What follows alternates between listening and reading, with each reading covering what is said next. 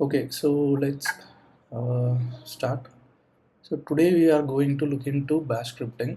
So bash scripting, uh, this is the definition. So bash scripting commonly refers to writing and executing scripts using bash shell. So, but in the context of your recent queries, specifically Red Hat registration, it typically means creating shell scripts and automating few of the management tasks. Okay. So bash scripting ideally it's a set of commands that we put into the sequential way of how we write programmings. Okay, so it will execute few of the commands and provide us the desired output. Okay, so commonly bash scripting widely used to automate few of the monotonous task or whatever uh, we do on day-to-day basis, like uh, booting up the operating system, checking for the server's health. Okay, and to understand what is the output. If output is fine, if say for example if CPU usage is 90%, then we can write a automation command to remove few of the temporary files or some of the shreds. Okay, so basically scripting means it's writing some uh, uh, scripts, like writing and executing the scripts in the bash shell for automating the management tasks. Okay, so every script we need to start with this particular line. Okay, so this ampersand exclamatory mark we call it as shebang. Okay, it's called shebang and followed by bin and bash. Okay, so this line is used at very top of the bash script. It informs the operating system. It tells the operating system that the file should be executed using the bash shell. Okay, so this executable file typically it can be found in this particular what location. Okay, slash bin slash bash. It's a file system. It's a folder. Okay, Okay. so here we call it as a directory. This can be found in here. So you can read this. So any code written after this line in this file will be executed as bash commands. It makes your script portable and ensures consistent interpretation no matter how your script is launched. Okay. Okay. So we'll start with the basic scripting and then we'll go into each and every topics.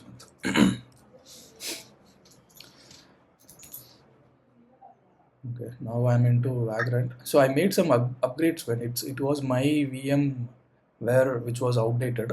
So I updated it and it started working. Okay. Like even we have to do or is that too? You write this down, okay? The syntax and the examples. I have Hmm. all the files with me. I already practiced it. So I'll we'll do once again here, okay? And then I'll share you all these things. But what you do is write down the scripts you perform on your system once, and then use these files, copy paste the this script in your system and run it. Okay, Okay. Okay. write it down now. So only if you write it down, you will memorize this, because Okay. there is no shortcut to memorize all these things. You have to memorize all these commands, this scriptings, looping, variables, uh, all these things, conditions, arguments, a lot of things.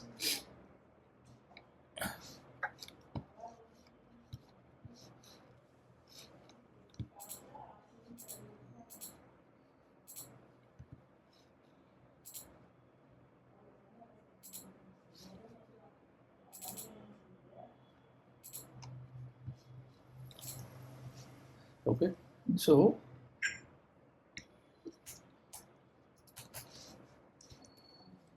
let me create a new directory which is specifically for scripts. Scripts. Okay, so .sh is the file format that we need to create a script.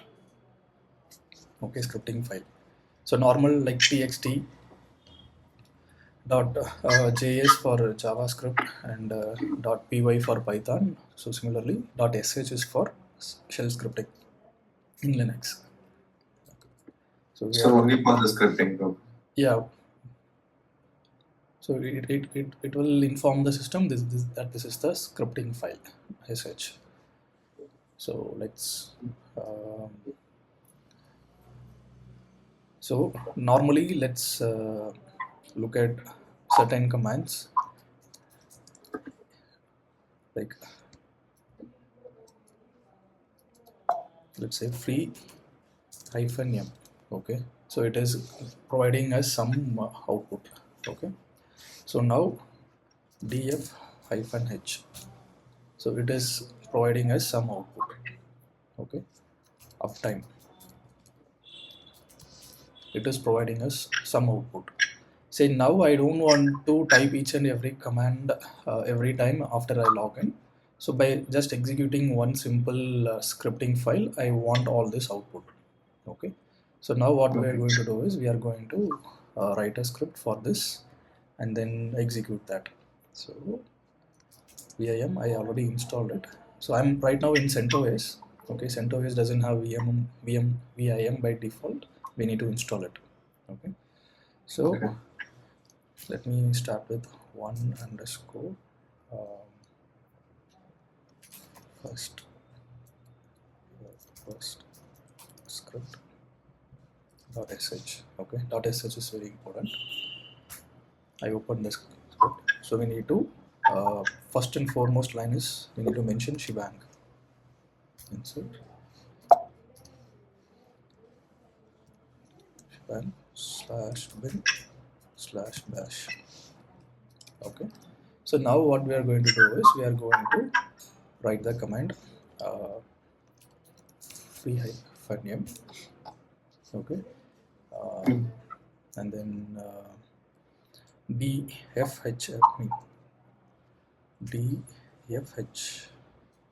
df-h. Before that, let's put uptime.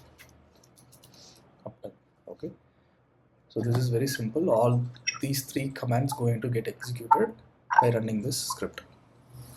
So escape clear. So by default the script doesn't have executable privilege, so we need to change the mod 744. Okay, now it is executable.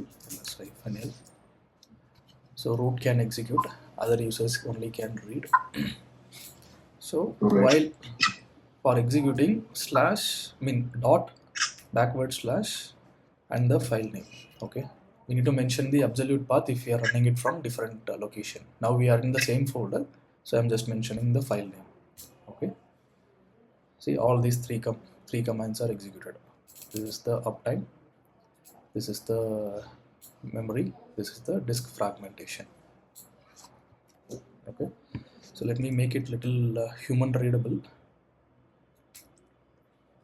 So echo is the command that sorry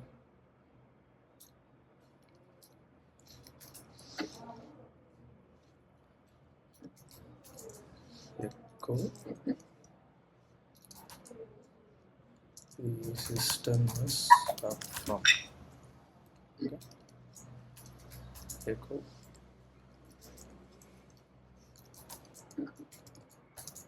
this is the memory utilization.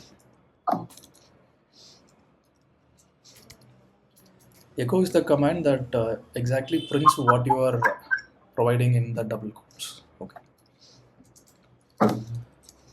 Echo. This is the disk fragment. So let me also provide some differentiator. So like our engineers provide in their call summary.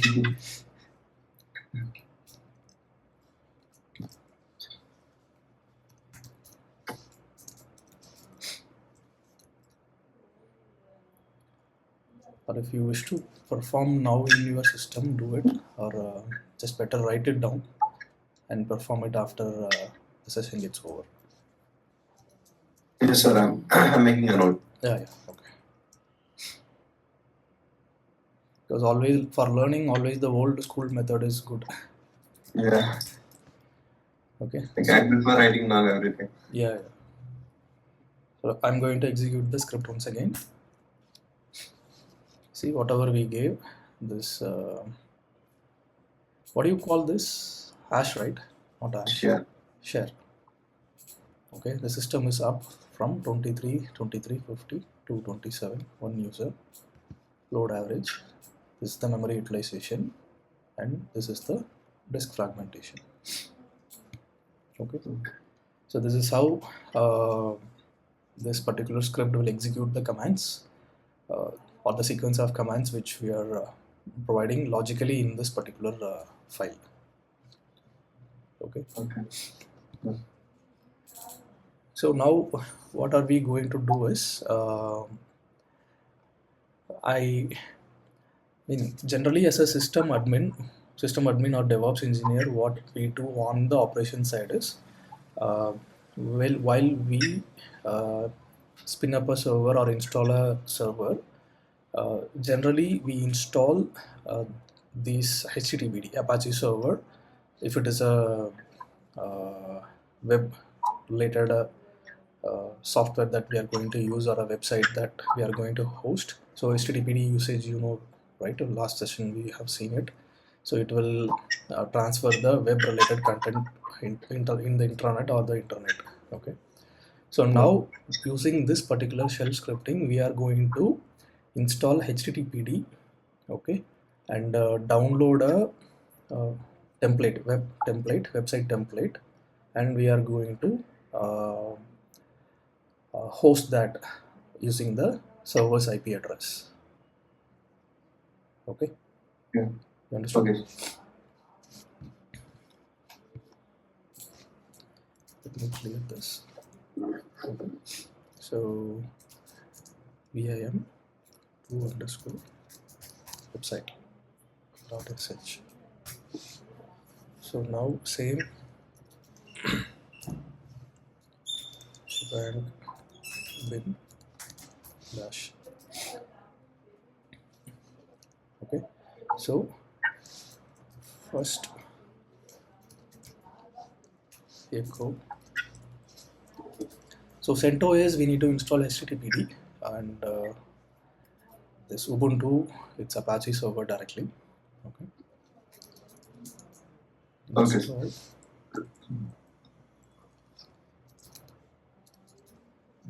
Downloading and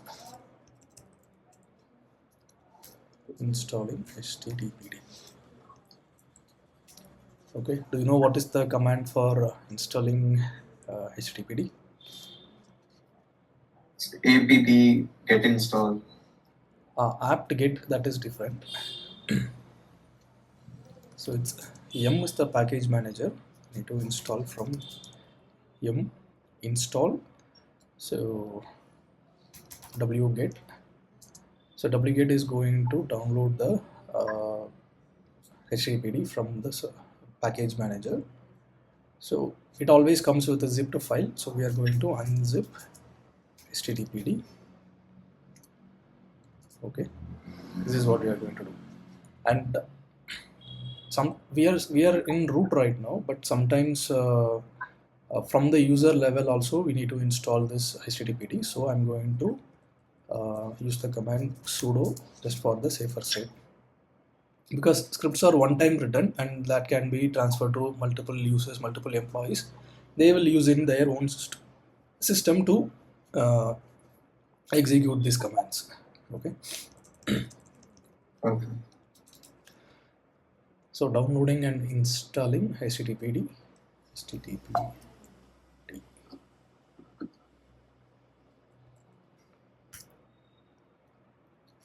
So now we are going to, after installing, we are going to enable that service. Okay.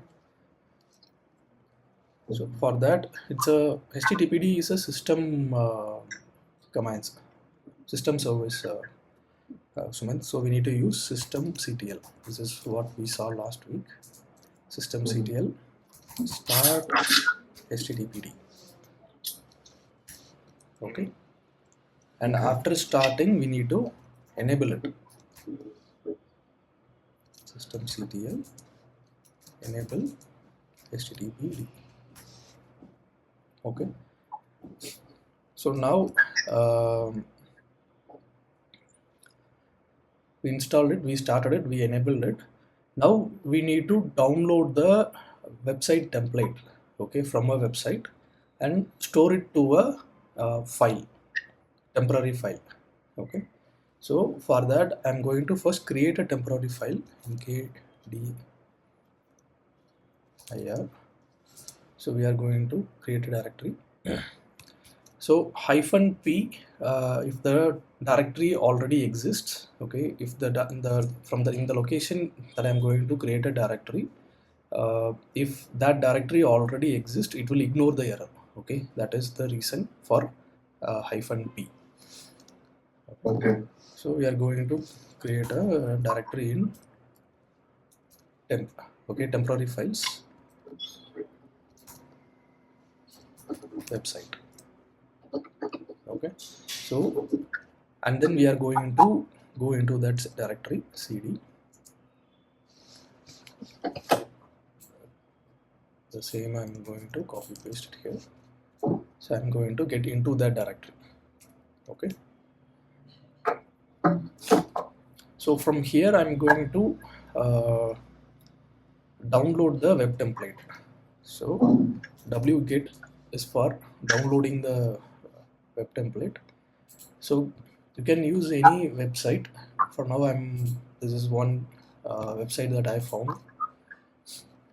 So it has a lot of free templates, website templates. Okay. So you go into any template, neural network.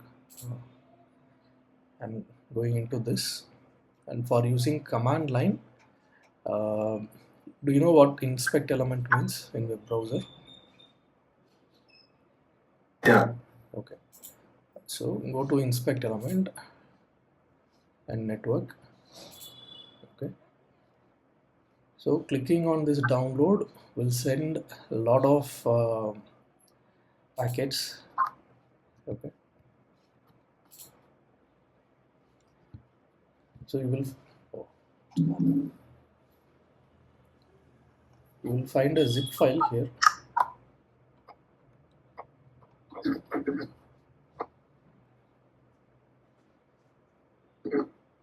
Yeah, you will find a zip file here. Click on it. So it will give you the URL link. Okay. So it's a zip file. So copy it. Paste it. Okay. So we are going to download this and unzip this file. Okay, this file we are going to unzip it, and now from this particular website, this particular file got downloaded, and we are unzipped it. Currently the particular files are here, okay, in this particular folder. So now we are going to copy paste into the HTTPD HTML folder where we can access it using the IP address of this particular server. Okay. Okay. So cp -r is going to be recursively copy all the files from. Okay, we are already in that folder, so unzip.zip. Okay,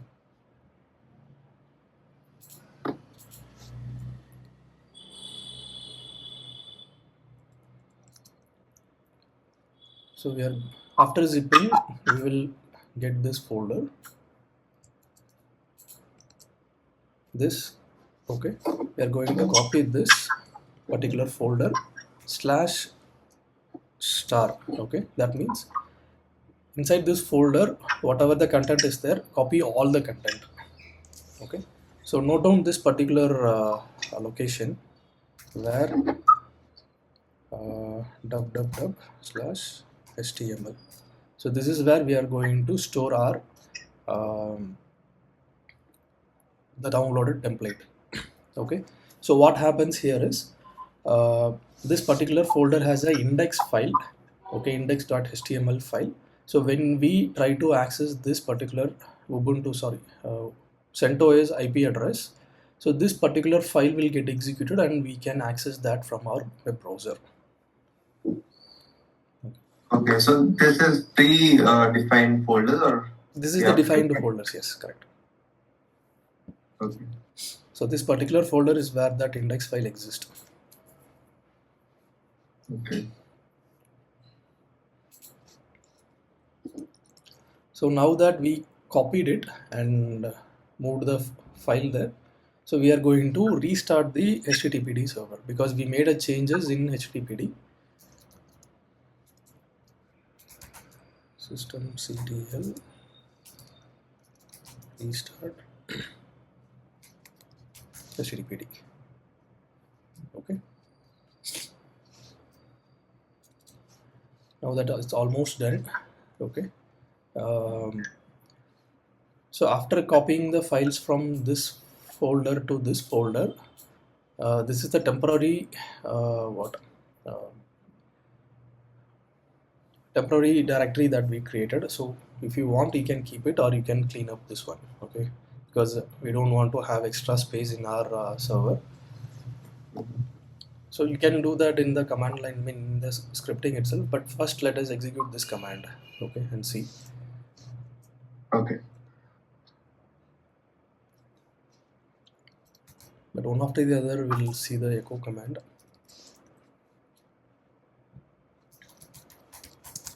Starting the HTTPD.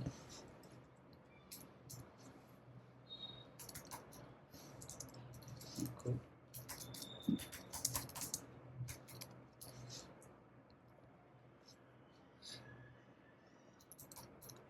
Echo. Creating the temporary directory.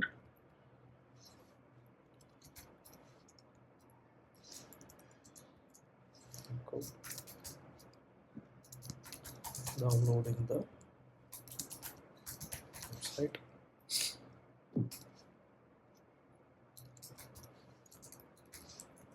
Because whatever happens, it's happening in command line interface. We can't see it. So by writing this command, Echo. yeah, echo, we will understand which step it is currently in. Because if I see the command line that are the lines that are going on the terminal, I will understand. But by writing this echo command, it makes the user more readable for what is going on currently, what step is going on currently. Copying the right echo, restarting the PD. Okay. So now what I'm going to do is I already have a file there. So what? Let me remove the HTTPD service. Okay.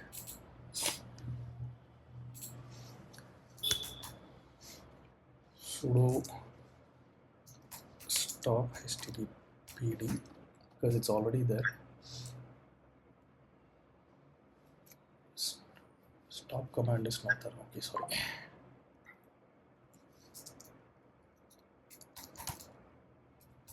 Systemctl.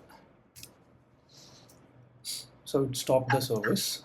Okay, so now I already have files there. Sudo rm-r. So regressively and forcefully I'm going to remove the files which are in where So we can't install multiple files in HTTP index. no, that will confuse the system. Okay, Okay. so one particular server we are able to install one particular only one services. So this HTML website I call it as one websites. So that is where container comes into picture. So one server we use only one service. So if you want to use multiple server and get that accessed from intranet or internet, so we need to use containers. So containers will get multiple IP addresses, individual IP addresses, so we can access through the containers, multiple services using the containers. You will get to know that when we learn the containers. Okay. Okay, so right now I'll show you.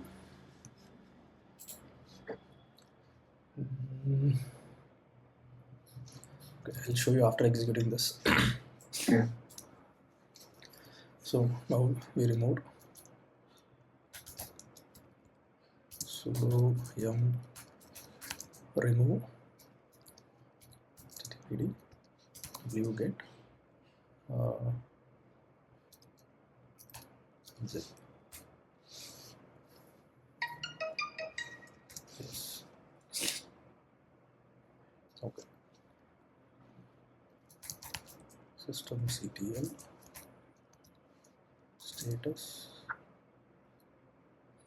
What is this httpd? So now httpd is inactive data. Okay, it is not there.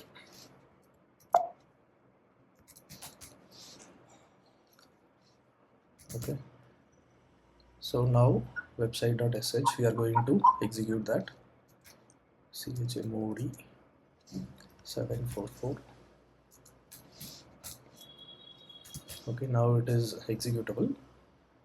Slash hash 2 bad interrupt. Okay,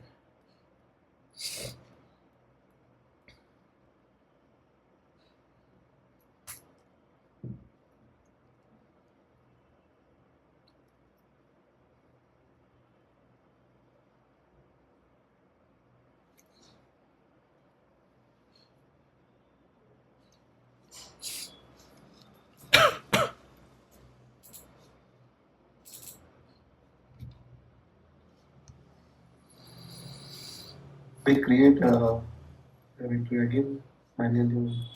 no, sorry, no, it is correct. Sudo yum install wget zip httpd start enable. Okay,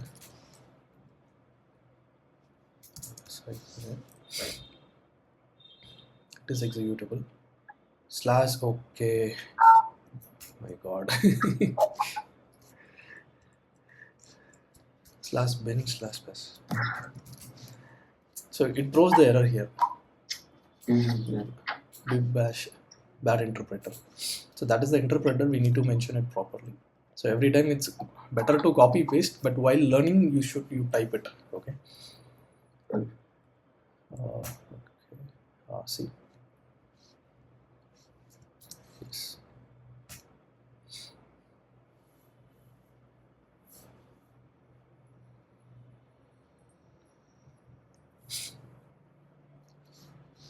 Starting the httpd. This is the echo command which we gave. Now this got installed. httpd got installed. Now it is starting the HTTPD.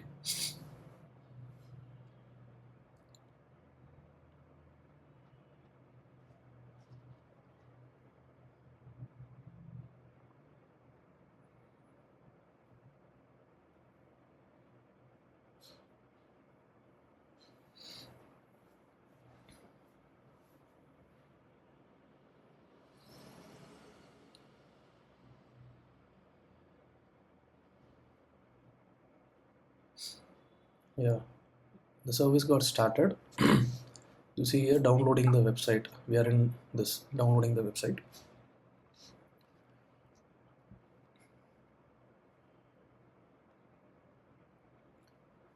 Okay, restarting the HTTPD. Okay, now it is everything is completed, Sumant. Okay, now what we are going to do is system. Yeah, a lot of spelling mistakes. So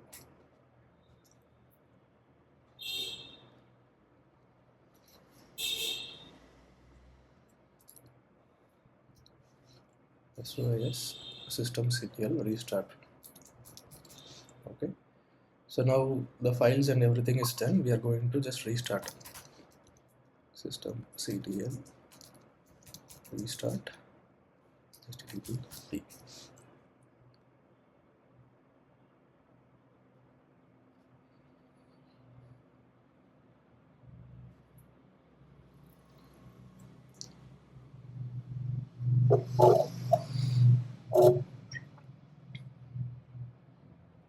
So this is what we tried last week. We tried with Vagrant. So while automating, I mean Vagrant itself, it's a automation that with few liners we are creating the VM machine in our system. So adding to that, so we executed a set of commands to download and install this particular website, web services. Okay. Okay. So that is different than scripting. That is automation, Vagrant automation that completely spin up a server and install everything. This is bash scripting. This is within Linux. We are installing these things. You understand the difference? Yeah, sir, I know. So let us clear it. Okay. IP address show.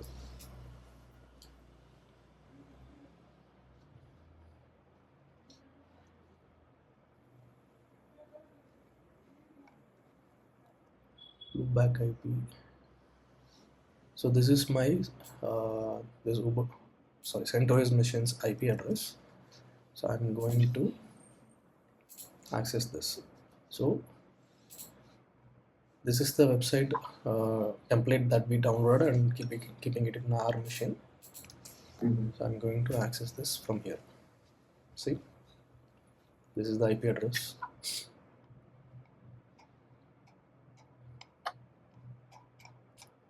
So did you understood what we did right now? Yes, sir. Okay. So again, once again, like yeah, I'll explain. I know it's a bit confusing. Okay. So let me put your picture only.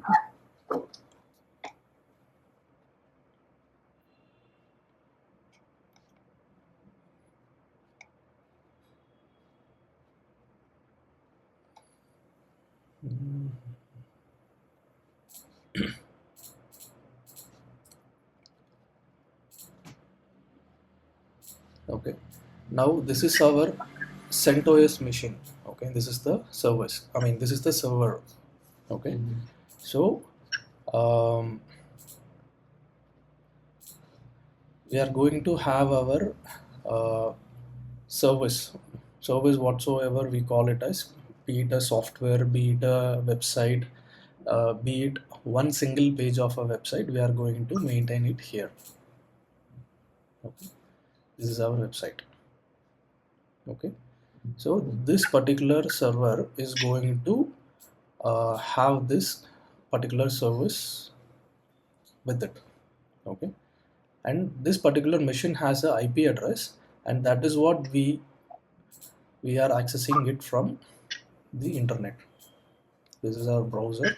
Okay, so from this browser we are accessing this particular service. Okay. Okay, so generally when you open any website in this matter, that website is hosted in a particular server, Mm-hmm. Yeah. correct? Mm-hmm. So that correlate that here. So this is that particular server. The website that we downloaded and hosted it here, that is our website. Consider that is our website. We are going to host it, and we hosted it in this particular server and accessing it from the browser. Okay, So sir. right Got now it. we are accessing it with the IP address and IP address to that particular domain name that we bought. So that binding, that mapping, let us do it later. Okay, and then having our machine as a server, using that what the name that we purchased in GoDaddy. So we will bind this and then access it from the public domain also. Okay, sir. So we can't host many HTTP templates here on the same OS, like CentOS. Now we are using CentOS. In that we are trying to Yes. put the HTTP. Yeah, Cancel. correct. So to answer your question, so one HTTPD service can handle only one one service like this. Okay, so Okay. that is why what I explained it just before. We need to install a multiple containers. Okay, so in this service we are going to install a, let's say, let's take this. Okay, so we'll install a container, and in each container we'll install HTTPD service, and these services will go into this. Okay, sir. Got it. Got it? Let me put it here. 1, 2. Okay. So this is your CentOS. In the CentOS or be it any server, in that we are going to install 2 containers, for example, and within that container we are going to host the services. Yes, sir. Got it. Make sense?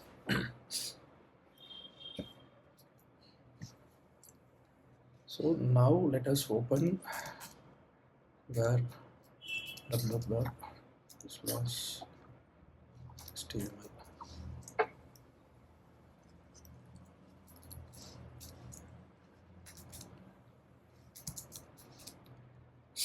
So this is the Index. yeah, CD tab website. Okay, this is what we downloaded from that website, and after unzipping it, this is the folder. So this folder we moved it to where HTML, where www.html. These are all the files within that folder. Okay, so in this particular folder, when accessing that IP address, this particular file index.html is the file which get executed. Okay, this is what has got executed, and what we got here. Okay, so if you learn HTML, index.html is the kind of home page or a executable page, like how what we did in bash scripting. We executed this bash scripting loop, right? So Mhm. index.html is the executable home file, so that hyperlinked with other folders to extract the images or content from different sources. Okay.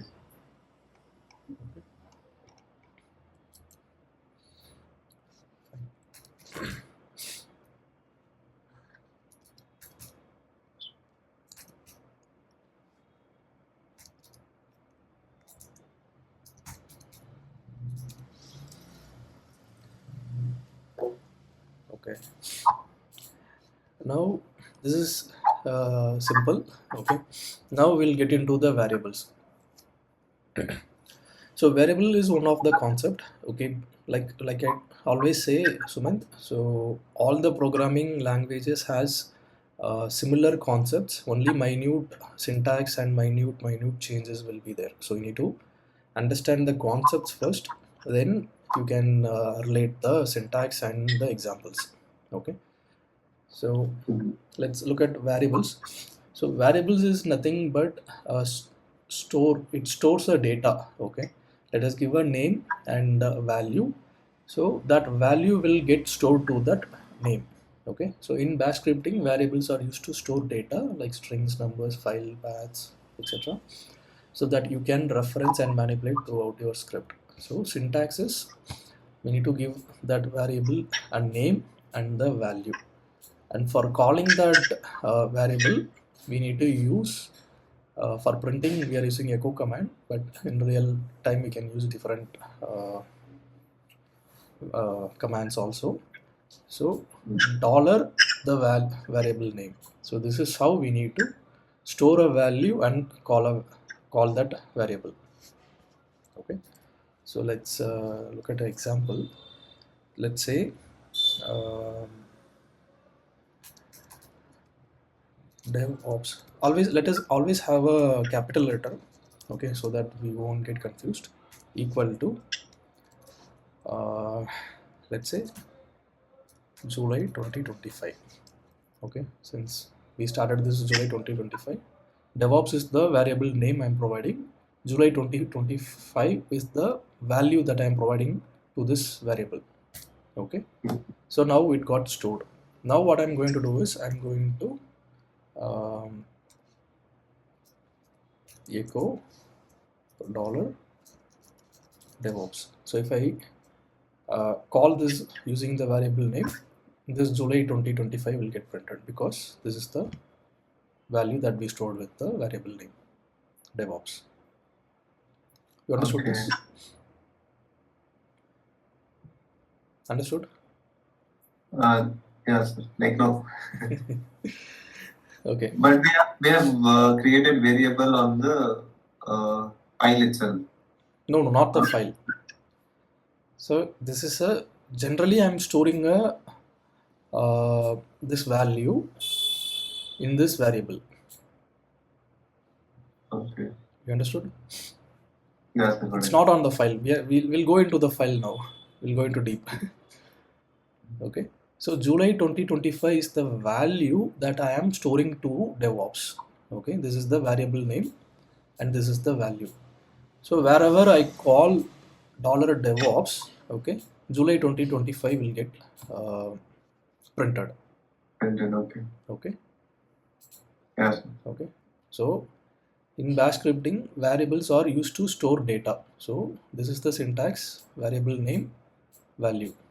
So we are right now we stored uh, July 2025 is the value, we stored it in the DevOps variable. This you need to memorize, understand, man. Okay, no other way. Yes. Okay. Need some time to. Yeah. The more you practice, the more you will learn. Mhm. I mean, earlier I got an opportunity with the development team. So JavaScript I was not able to learn because of all these constraints. Then I moved into DevOps, and DevOps it's 10 times the development. So I left with no option other than learning all these things. Okay. So you will also, Mhm. like, I will give you today some homework. Okay. If needed be, tomorrow also we'll continue this, but this is very important, Linux and this very important. After this, I'll just run you through the concepts you will have to learn. Okay. Okay. Okay. So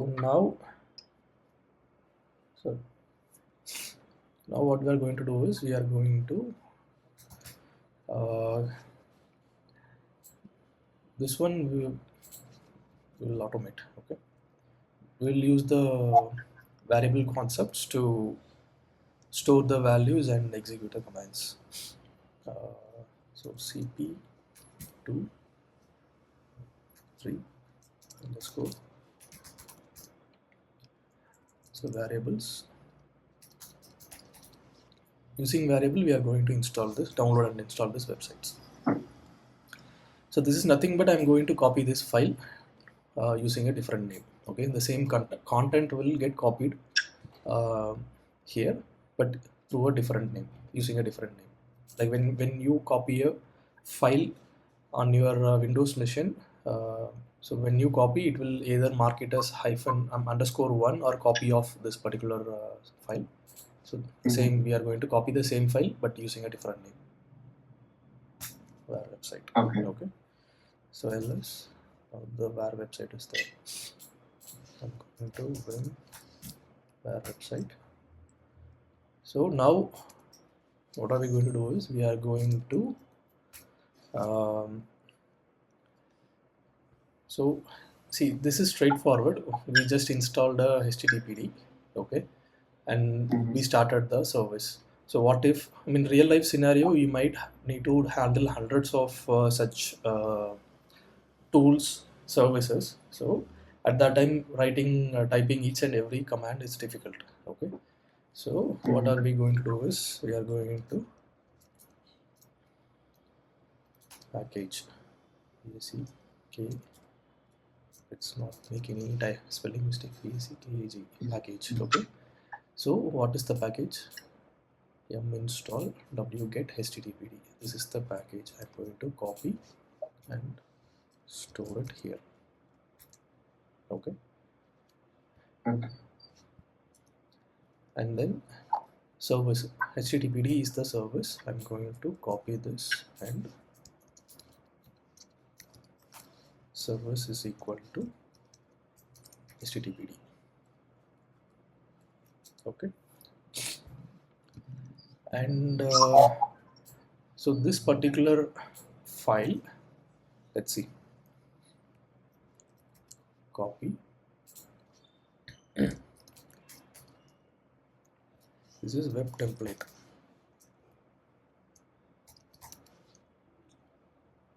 Web template. I'm going to put this here.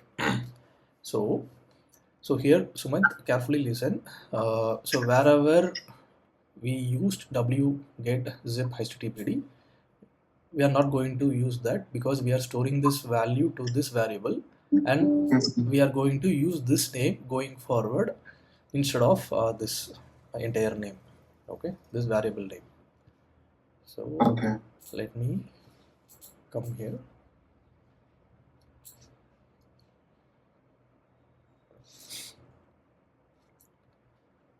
I'm going to use dollar package. Okay, so httpd instead of httpd, I'm going to use services. Sorry, service. It's not like the things what we would type in double quotes will not treat as the variable. I mean, the string and all, right? It will treat as command only, right? Yeah. So whatever we give inside the double quotes, so that is the value. Okay, that this echo command will print this particular value exactly what we given inside this double quotes. Okay, this is going to print. Here in double quotes, this meaning is different. This we are going to store it into the variable. Exactly what we gave inside this double quotes. Single quotes, double quotes, we'll look into it. I have a separate slide for that.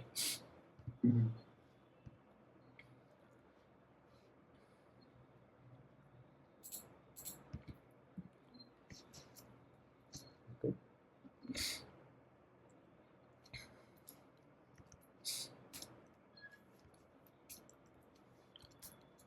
So wget, I'm going to use web template.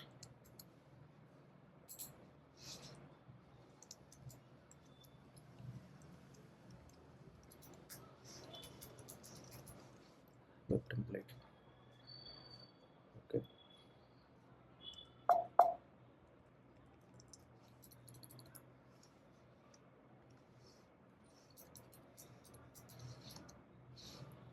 Service.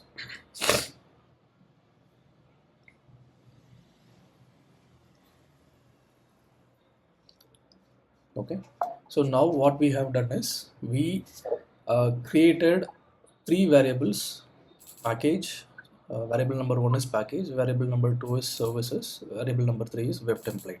Okay, so package, this is the value, service httpd is the value, and for web template this is the value. Okay, so now I'm going to store this. Okay, so now what we will do is we'll go into this temporary folder and remove those. Okay. Mm.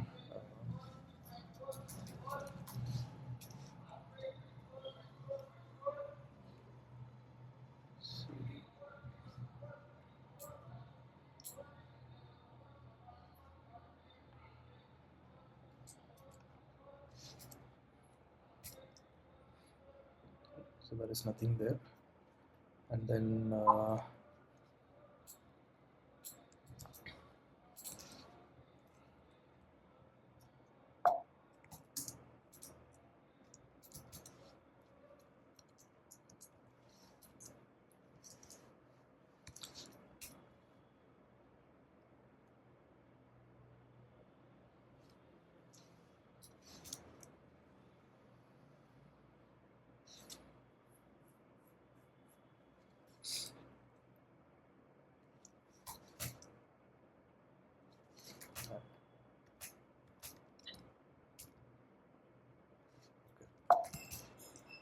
so now there is no files in this particular directory also.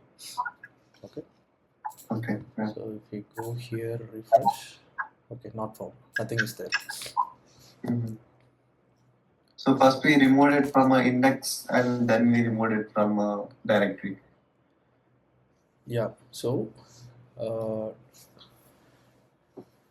that where www.html is the actual service folder, from where this IP address is getting, I mean the content is retrieved while we running this IP address. Okay, Yeah. so that temporary files is for our reference, so we stored it temporarily while downloading it and copied it from the temporary file to the httpd service folder.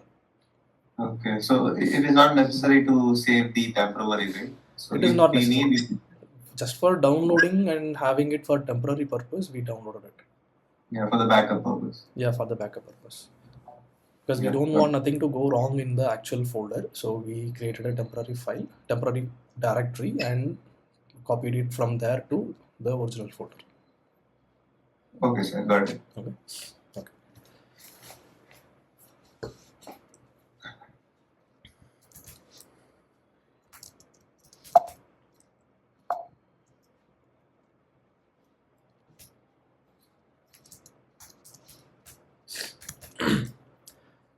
So now we are going to execute this command. Okay.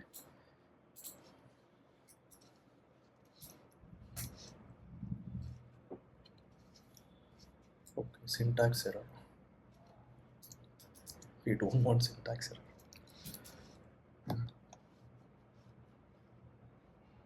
Okay. Right. Double quotes. Yeah.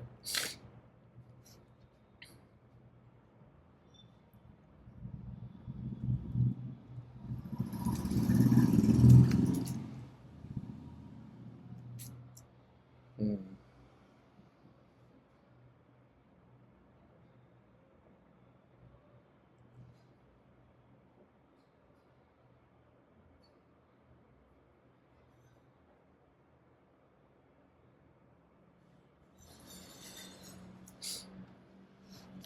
So this, okay.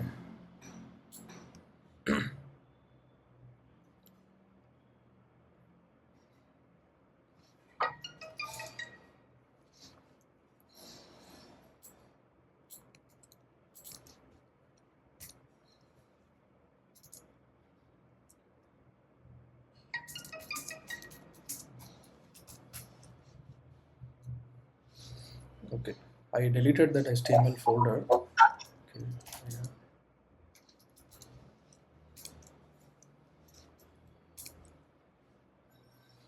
Now what is there?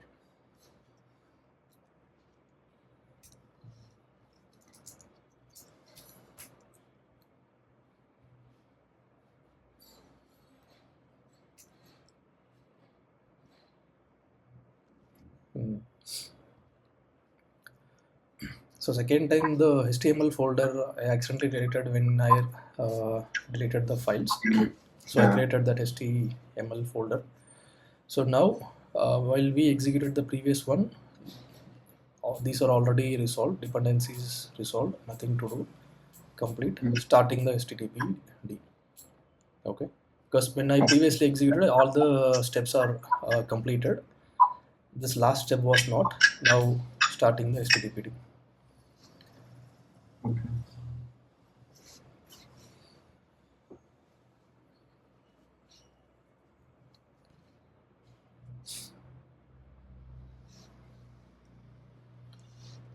Let's say replace all.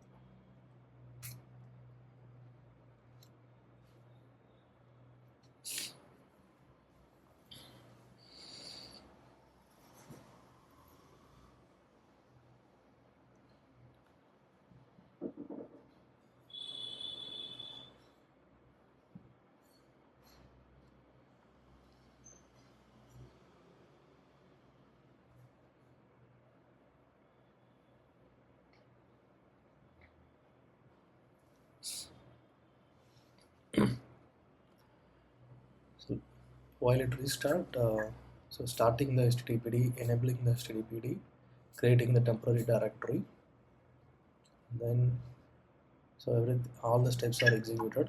Okay, restarting this, restart that. So now systemctl status HTTP. So now it is active. Okay, enable. Now the same IP address, if we refresh, see it is there. Okay. Okay. Got it.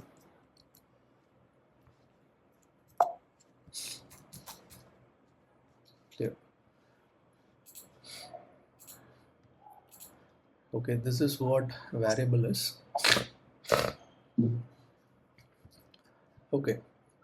Now the interesting part is so variables, system variables, when you store it. Okay. Say for example, what we did is echo DevOps. So we stored this value in this variable. Okay, so this will the system will remember only when and as long as this particular session is active. So when I restart the machine or exit from this user root user, so this will go away. Okay, this the the value which we store to the value, this will get erased automatically. Okay, so now let's see. So we exited from the root and again going into the root. Okay, so now I execute the same command. See, there is none. Okay, so system it got erased. So what we need to do is at this time uh, to store this value in the local user, we need to export the value. Okay, when we export the value, so then the system will remember as long as it is there. Okay, system will remember this is the variable name and this is the value stored to it. Okay, so to store it locally, you will find a lot of hidden files. Okay, so when you normally type ls, it will show only the files which are available. Okay, when you type ls hyphen a, it will show the hidden files. So hidden files are this ssh, all these files start with dot. These are all the hidden files. Okay, so here bash rc is the hidden file. So here if we store export this particular variable, it will get stored. So wherever we want to use, we can use it anywhere within that particular user.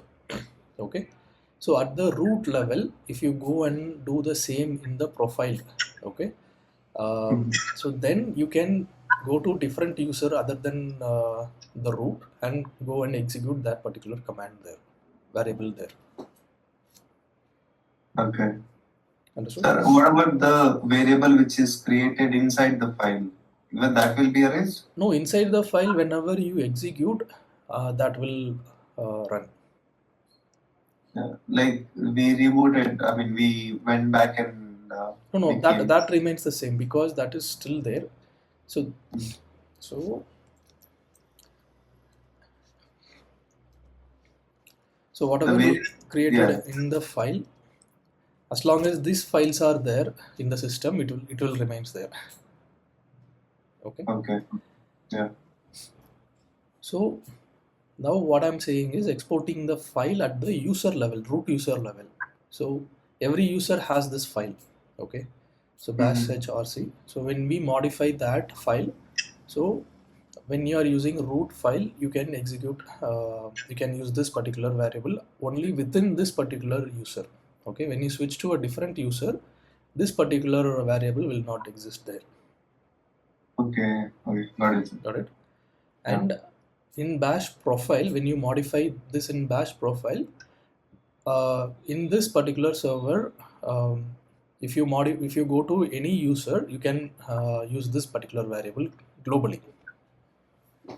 okay, Okay, understood the difference? yes, sir. Okay.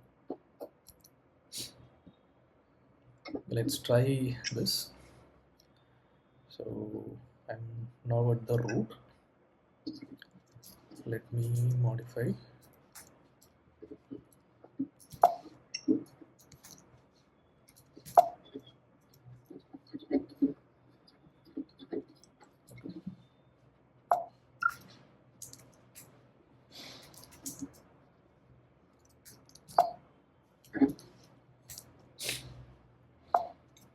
Okay. Yesterday for practicing, I already did this.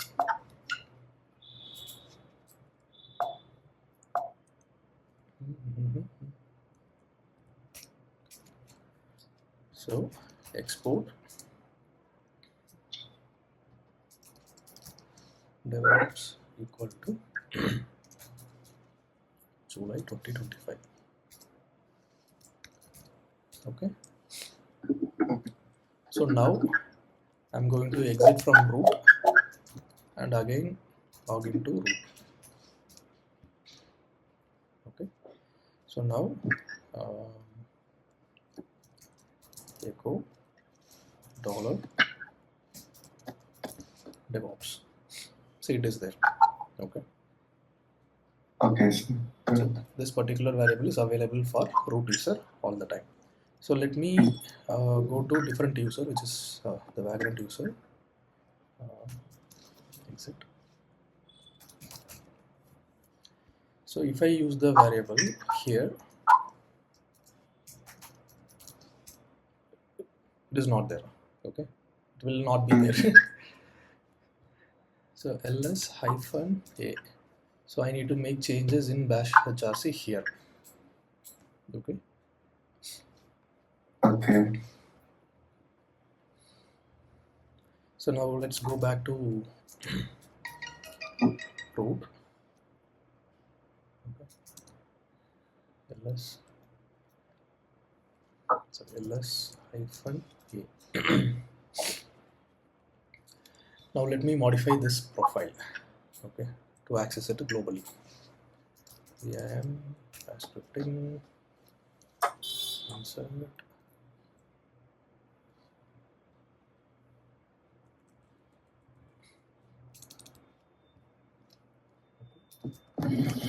Export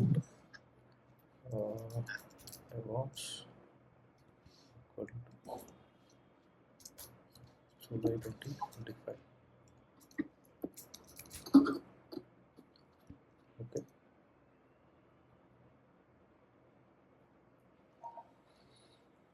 So now I'm going to exit from the root user, and from Vagrant I'm trying to access that.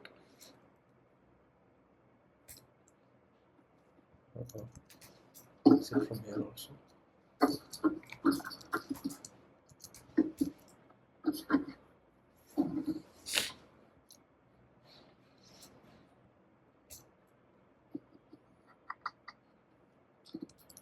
Okay. etc profile. I'm sorry. Mhm.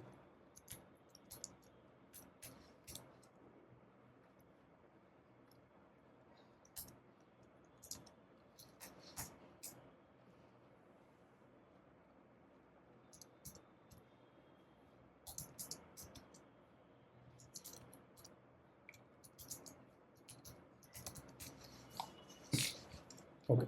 Sorry, we need to modify it here, man, not there.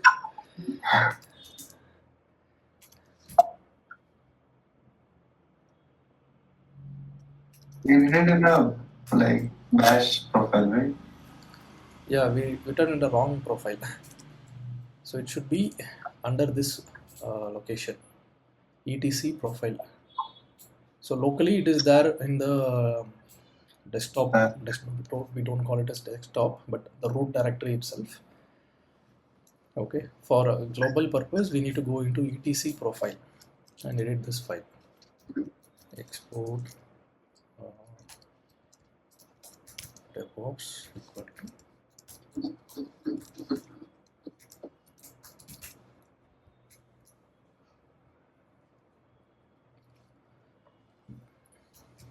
now exit.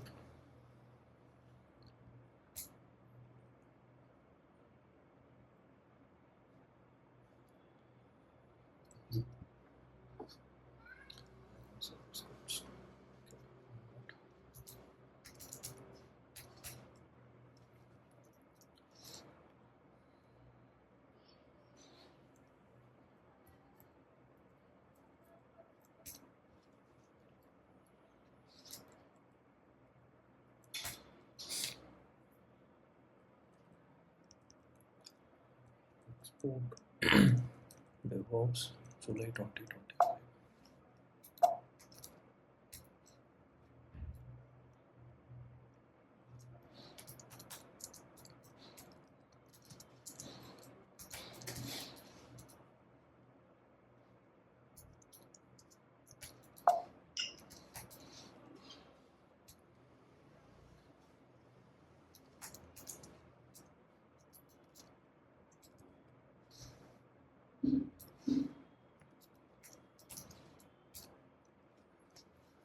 Yeah.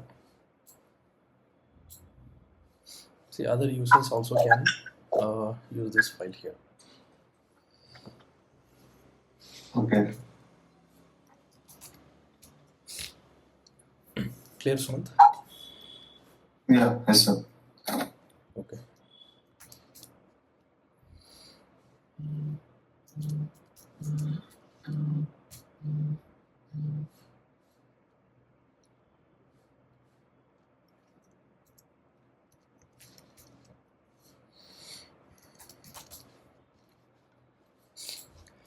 So now this is what the exporting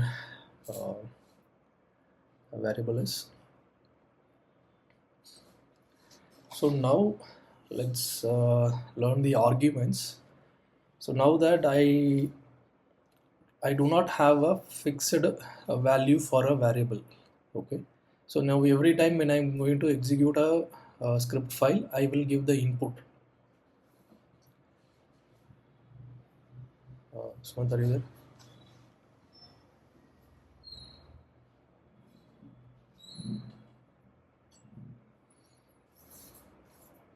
Oh, sorry, sir. Yeah.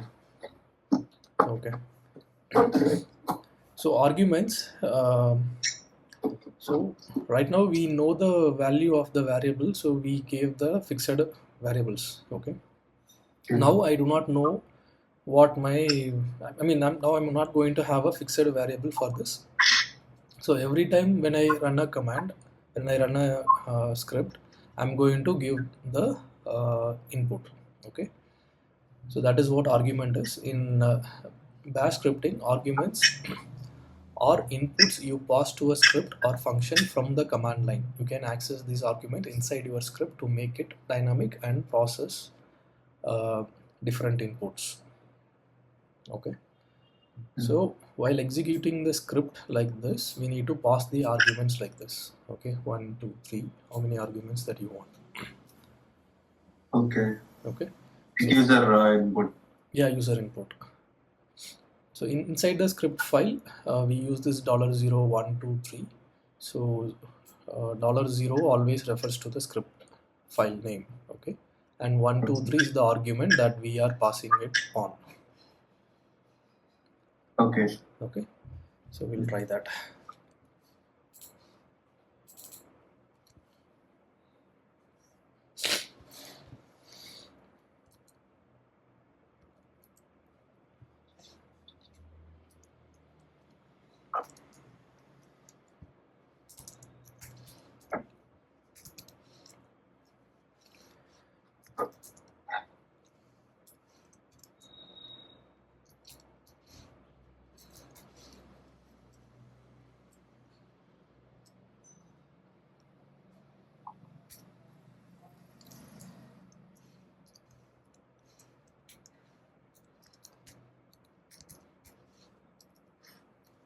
/bin/bash. Okay, so now we are going to use Argument. echo um,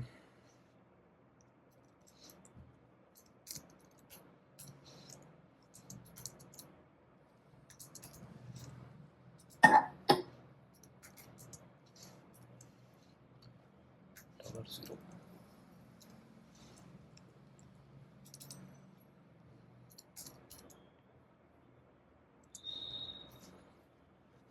Let me just copy paste it.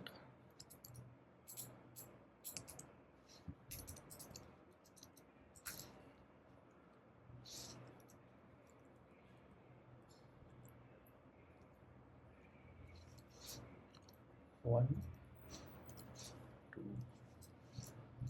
three.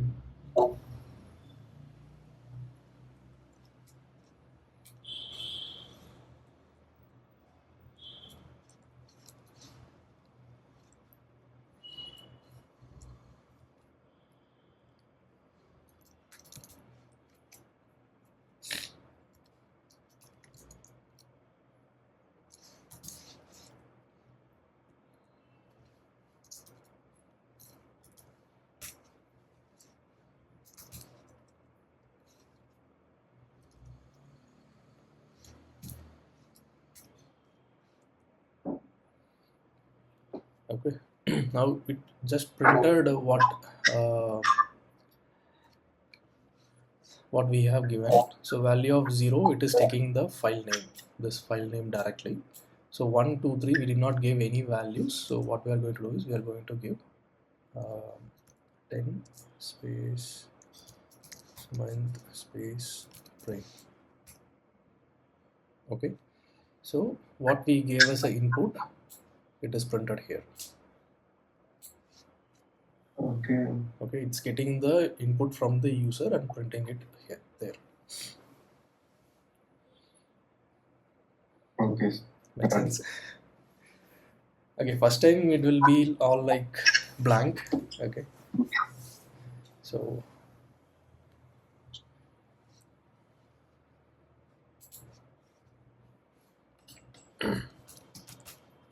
okay, so now let's use this arguments itself. Okay, arguments itself to what, to download. I mean, the exercise which we did, downloading the website and moving it to a particular folder, we'll do this using the argument. Okay, so now that we know that particular website template, we are going to download it, but now we do not know. Let us give some other, but some other some other website name. Okay, Mhm. so that Yeah. will it will take that as a input and download that particular website template. Okay, Okay. so for that, what we will do is You have to remove the files now. yeah, that will remove. First we'll prepare the script and then we'll remove that file. Yeah, sure. So let's copy this one. Okay, cp 5 underscore, using argument we are going to download the website .sh. main file arguments. So now I'm going to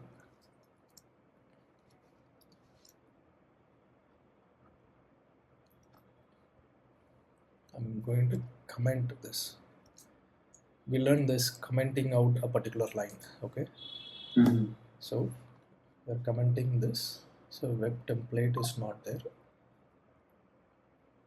So wherever it is mentioned as web template, we are just going to replace with 1. Okay, because $1 is the syntax. Okay. So now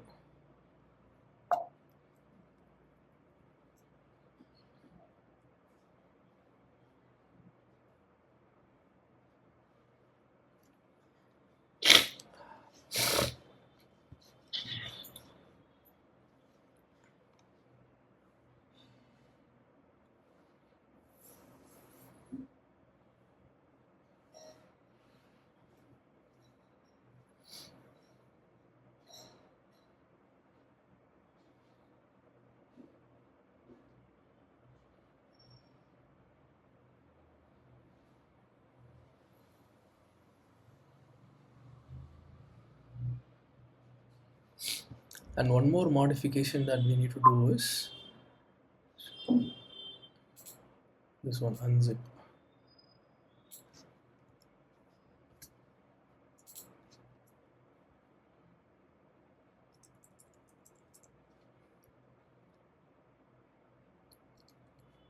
Okay, unzip dollar.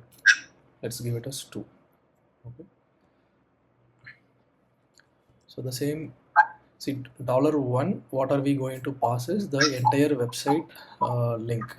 Okay, so $2, we are going to give that particular folder's name, which folder we need to unzip, and the same folder we are going to give it here.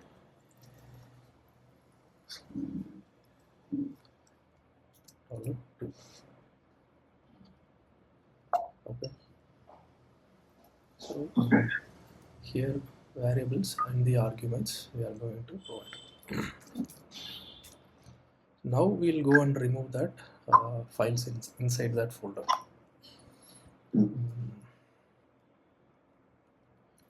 Lorem -r /var /dev html Stable. /star. Okay,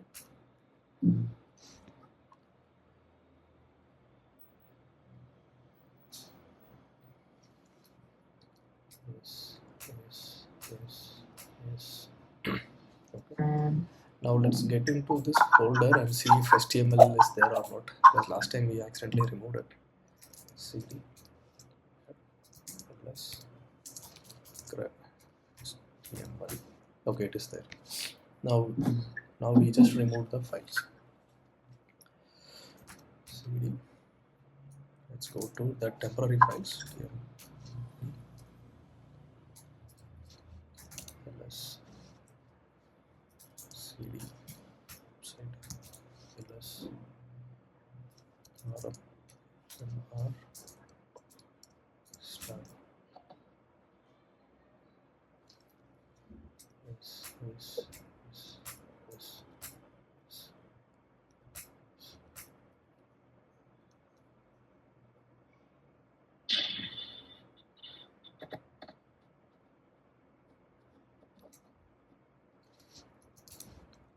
Okay, now nothing is there.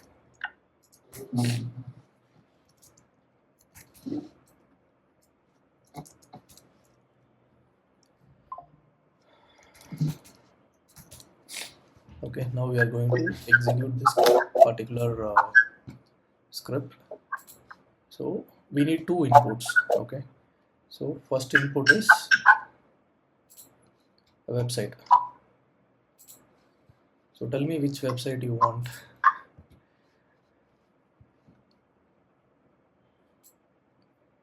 Sumant, let's Sorry. okay, it's fine. Shall we take this one? Yeah. Cool from back. I know you are. So, man, while practicing it, it is super easy for you. Okay, it's nothing easier than this bash scripting. Okay, Yeah, but yeah, like programming languages and all, it's been like a while that I've gone through. sorry, I didn't understand your question. Like the programming languages, it's been a while that I've gone Okay, through. Like okay. I have to understand from basic.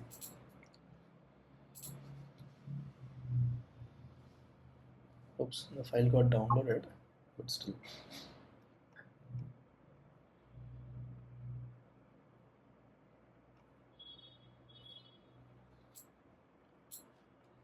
Zip, zip, zip, zip.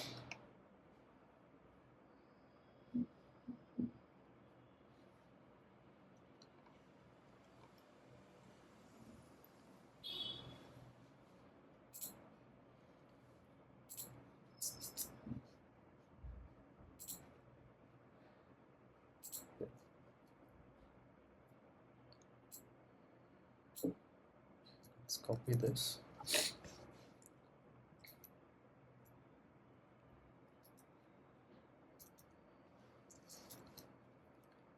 Okay. So now we need to give two inputs. One is this entire website, and then the second input is only this package name.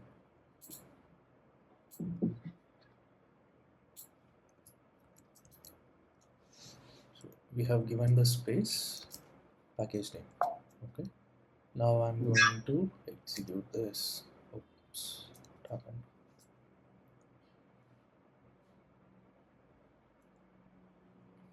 It's a directory. Okay.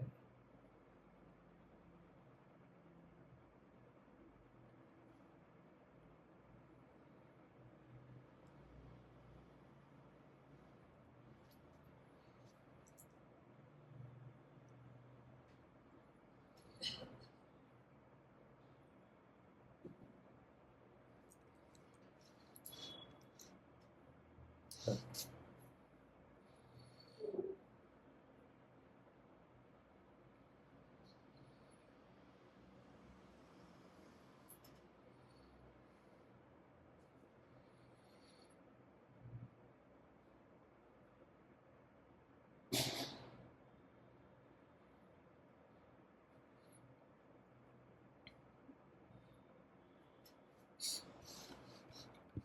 So while it installs,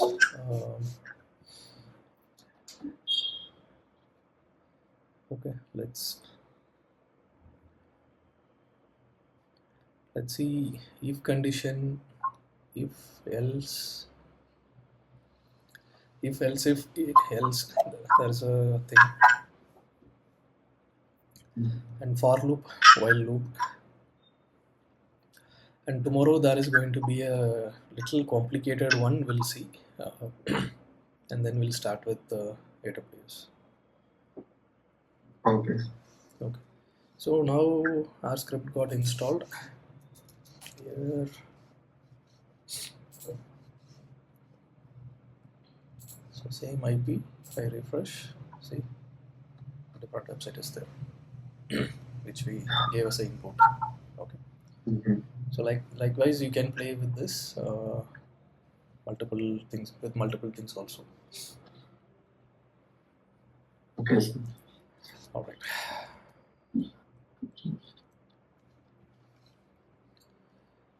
So next thing is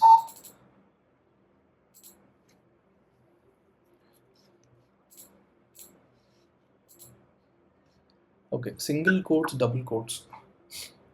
So this single quotes, double quotes is very important. So double quotes, it exactly prints whatever you are giving inside the double quotes. Okay. mhm. Uh,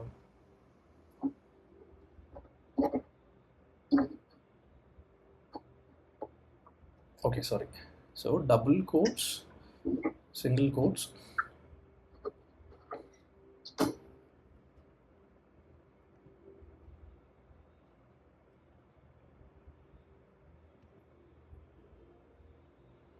Okay, so single quotes is the one uh, in which whatever the given content inside that single quotes, it exactly prints the value.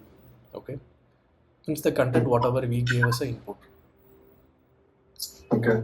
Okay, so double quotes, so it it prints the content and it differentiates the variables or commands whatever we provide inside and executes that as a command. Okay.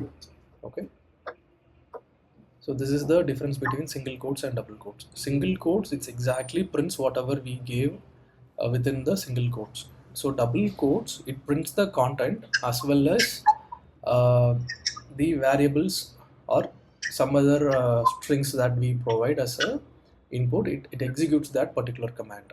So it differentiates the content from the variables or the what we call commands.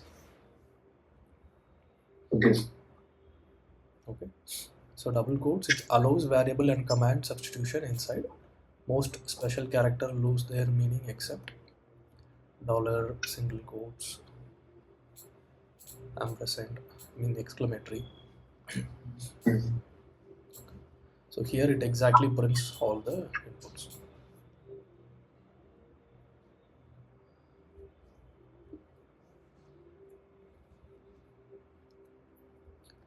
So using backward slash, it escapes the character within the double quotes. So inside a double quotes, if you use a backward slash, it skips that particular character alone. So that we will see as uh, an example in our lesson.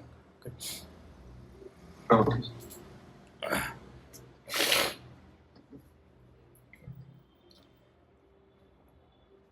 So command substitution. Okay. So this is also very important. I mean, all concepts are important. So command substitution. So while we execute a command, the output of the command is used as an input for a new command. Okay. Mhm. So Yeah. you understood, right? So that is what command substitution is. So command substitution is bash in bash. It's a technique that let you run a command and then use its output as a part of another command, assign it to a variable or embedded with a string. Okay. So after taking this output, we can use it anywhere. Okay, that is the command substitution. Okay. Uh, okay, we'll look and see an example. So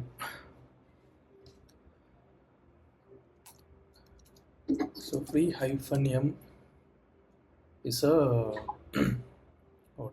Uh, it's a command to understand the free memory utilization. Okay, so free hyphen m, we are going to grep only the memory. Not I don't want everything. I just want this memory. Okay, Mhm. so mem. So it gives us only the memory. Okay, so in that I only need the Mhm. RAM. How much is free? Okay, Mhm. 918. This is the output that I need. So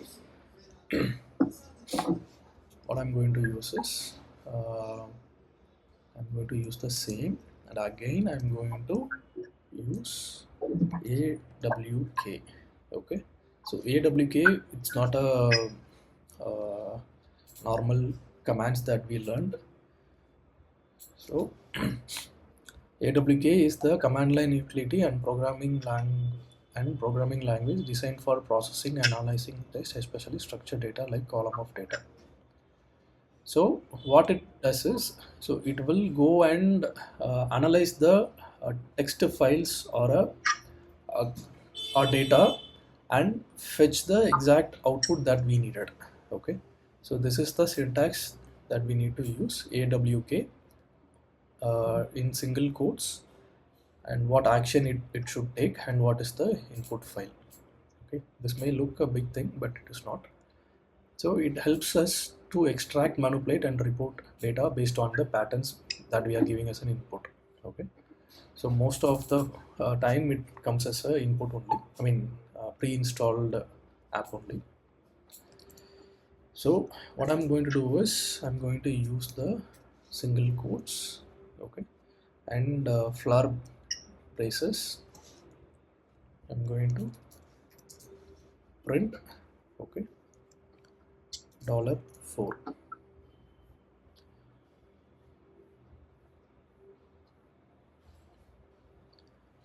Then we have to give an argument, you know.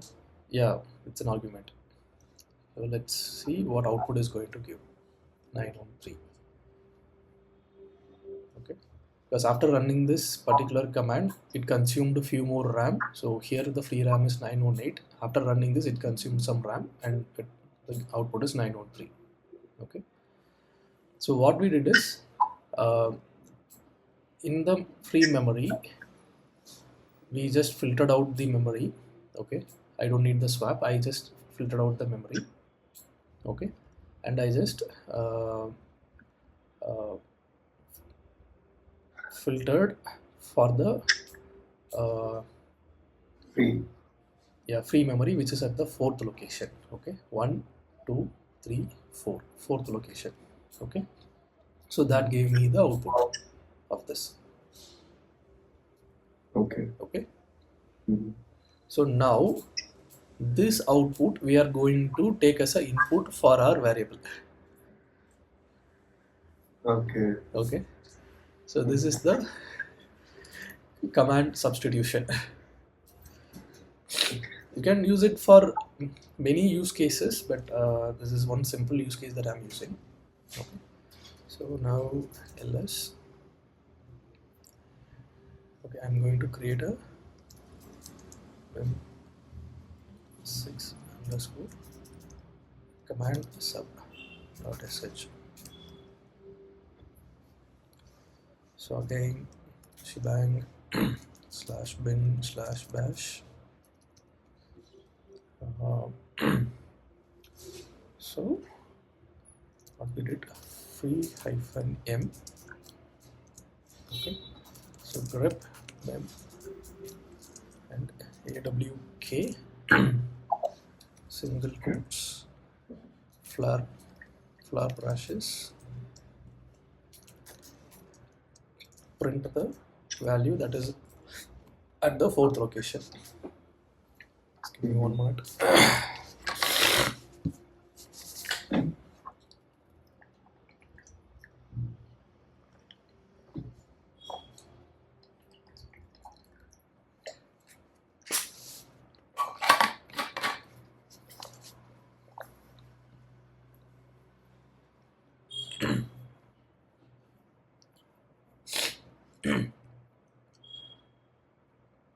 Okay, now I'm going to put all of these things in a curly braces.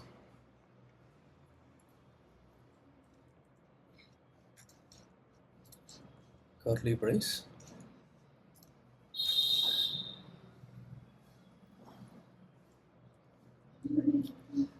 and create a variable free mem dollar.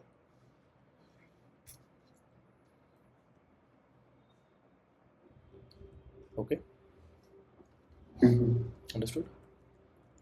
Yes. It is little bit confusing only, I know. Because when I learned for the first time and when I refreshed it, even I got confused. So memorize it, no other option. Okay, so Yeah. what are we going to do is we are going to print echo dollar free memory.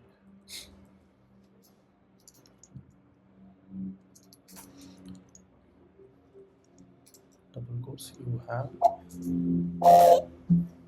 free mem in your system. Okay, now let us execute this. Chmod 7446. Okay, now 6 So you have 9110 in your system, free memory in your system. Okay.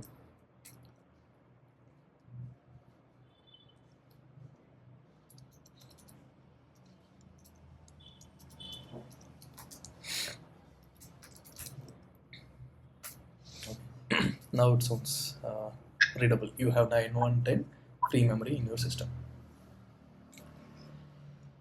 So this is the command substitution. Okay, Mhm. this is just a trailer or Sumant. Lot of things are there. Sir, is it compulsory to use AWK when we use command substitution or?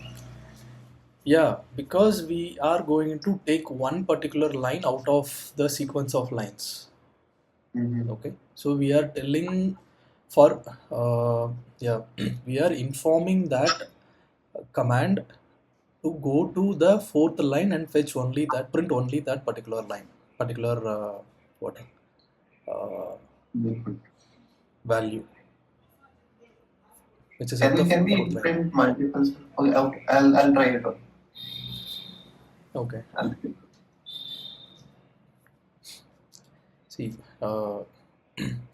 it's all which you have to learn, Sumit, and you can use it for your own customization. Okay, Mhm. so you need to understand the concepts. That is enough. Understand the concept and memorize the commands, all the Linux commands. Okay, so that is more than enough. You can, the more you understand the system, the deep you go into the system, you can write your own bash scripting to automate your life. I mean, automate your day-to-day tasks, which will make your life easy. okay, sir. Okay. Okay, I think there is a duplicate of slide exporting variables. Just leave that. So let's move into conditional statement. Mhm. So conditional statement, say for example, if is a conditional statement, okay. So if a condition is met, then I need this output, okay. If else I need some other output, else I need the third output, okay. So this is Mhm. the condition. Just 1 minute.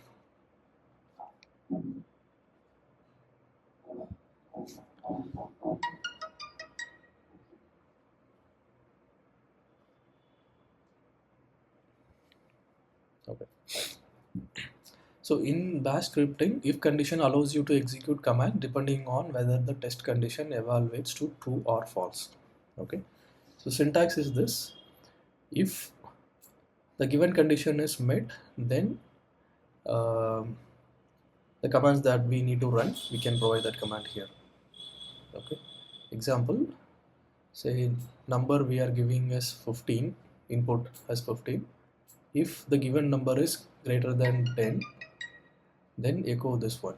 Okay, we gave 15 as the input here, so it will uh, print this particular line. Okay, so there are, make a note of this one also. So hyphen eq is the equal to operator. Okay, hyphen ne is the not equal to operator. Hyphen gt is greater than, ge is greater than or equal to, lt is less than, le is less than or equal to, not equal to. So there are certain conditions, ampersand and or operators. It's just an operator, sir. Yeah, this is an operators. No. Condition operators. Yeah, this is numerical comparison operators, string comparison operators, and this one is the uh, what, and or operators.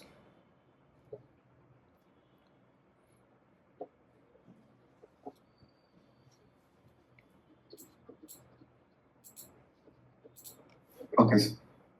Okay, fine.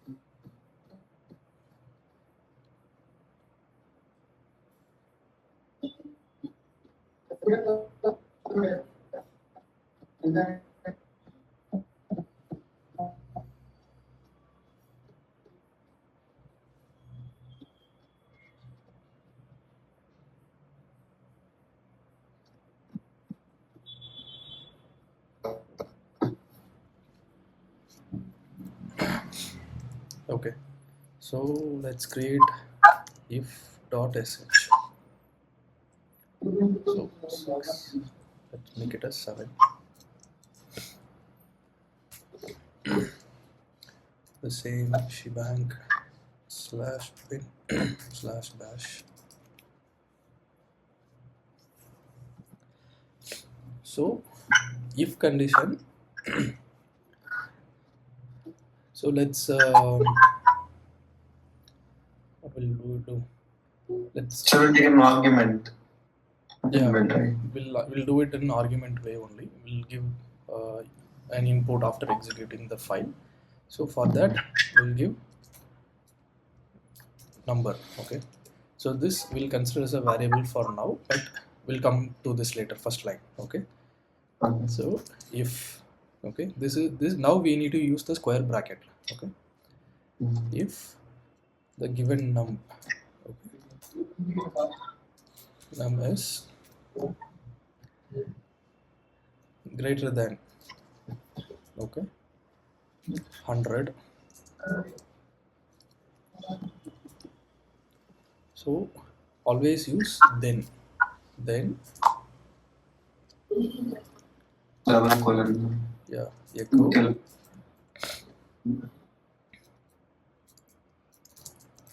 the given number is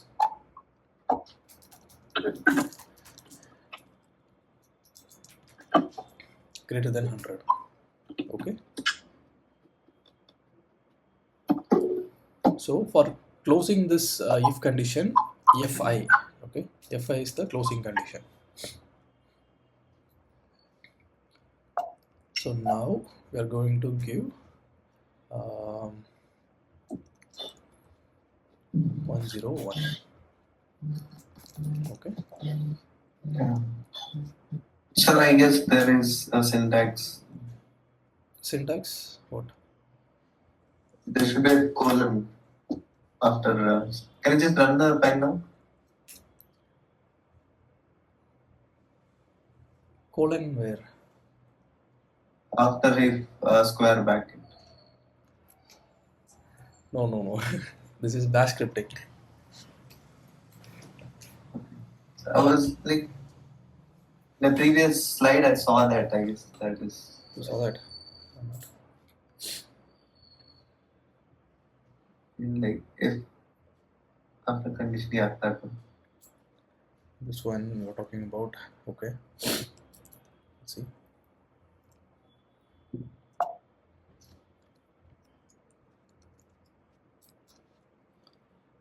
That's a nice catch.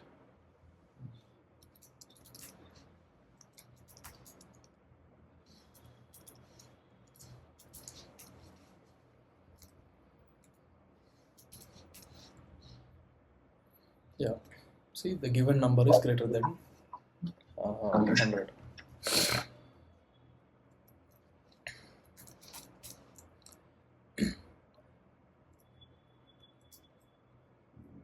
So now what we will do is let's take the input from the user. Okay, so for that we need to write read hyphen p. Okay,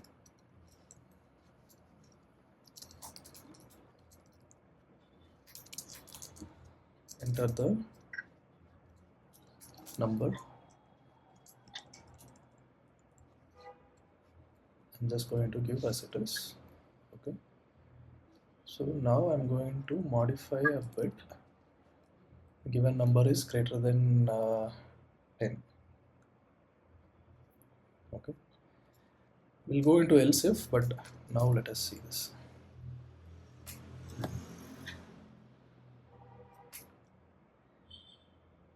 It's not a valid identifier.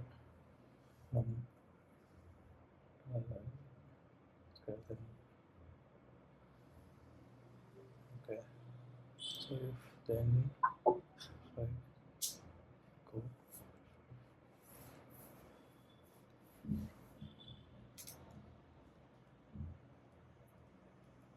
Okay.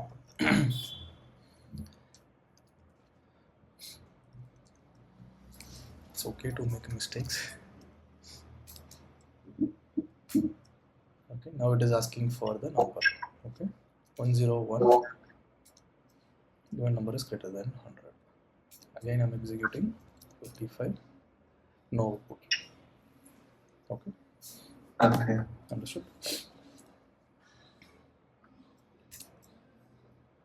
Let's make it human readable. Give a space.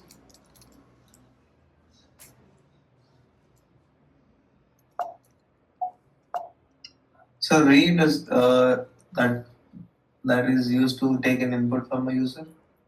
Yeah, read -p. It will take the input from the user. You can also use an argument. Which one? This thought. The So argument. argument is different. Okay, so argument, when we execute the command, we will give the input here only like this. Okay, so read. So After execution. it will prompt for the question. Okay. Okay. Yeah, got it.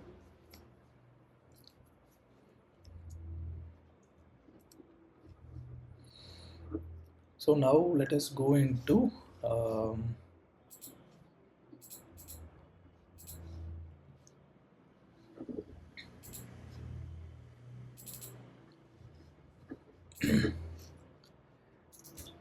else if. Okay, so now right now we just look see the if condition. Now we are going to see else if. Okay, if else if cp 7, we are going to make it as 8 if .sh.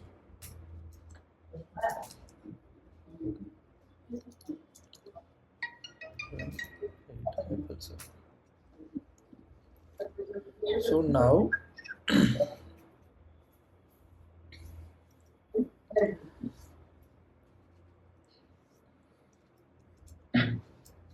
we are going to use the same elif. Okay, elif is the command. So bracket $num is lesser than, so not equal to, greater than equal to. Okay, let's say else if equal to 100.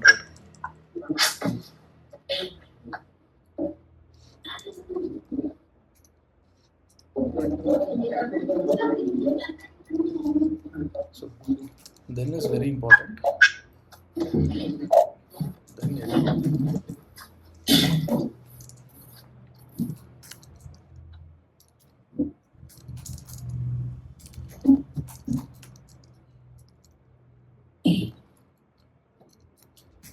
equal to 100.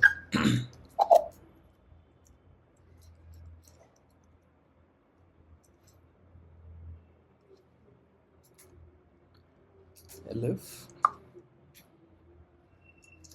the given number is lesser than what? Equal to, not equal to, greater than LT, lesser than. It's LT 100.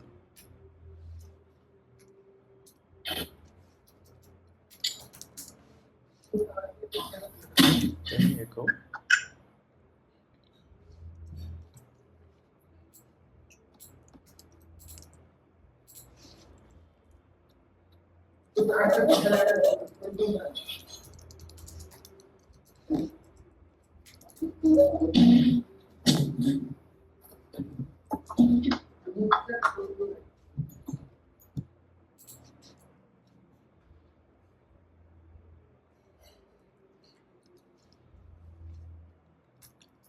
else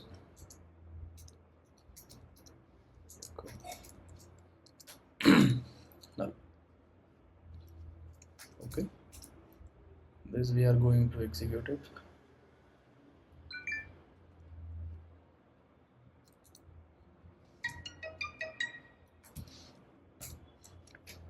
Okay, 105 greater than 100. Okay, 99. Too many arguments. Null.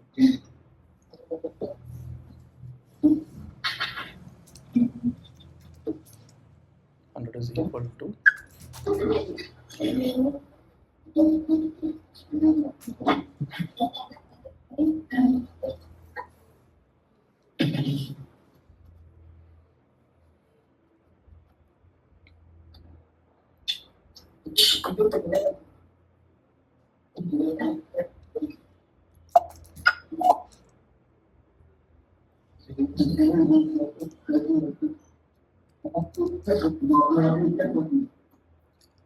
too many arguments. Null.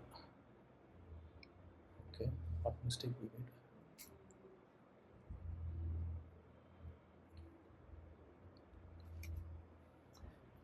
Okay, I think we need to use the nested if instead of if else. The condition is if, else if, else. We cannot use the else if argument one more time. Okay, that's why it's showing that error. Okay.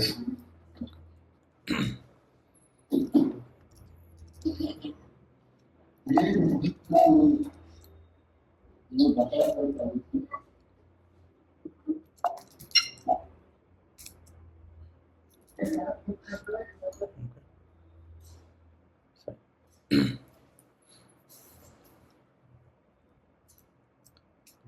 Correct this.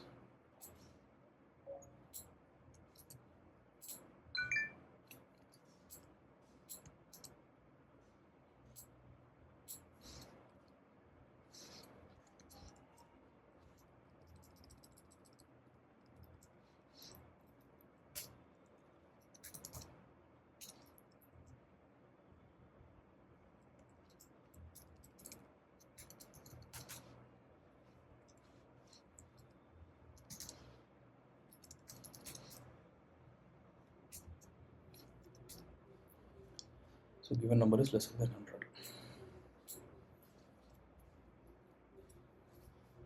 100. Fine, Sumant, clear? Yes, sir.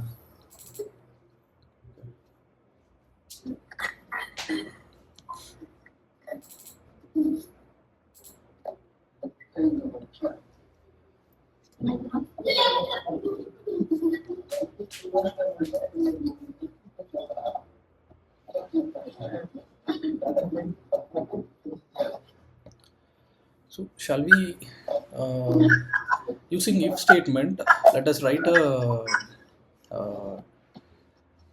like a script. Say if some service is not active, let us start that service. Okay. Yes, sir.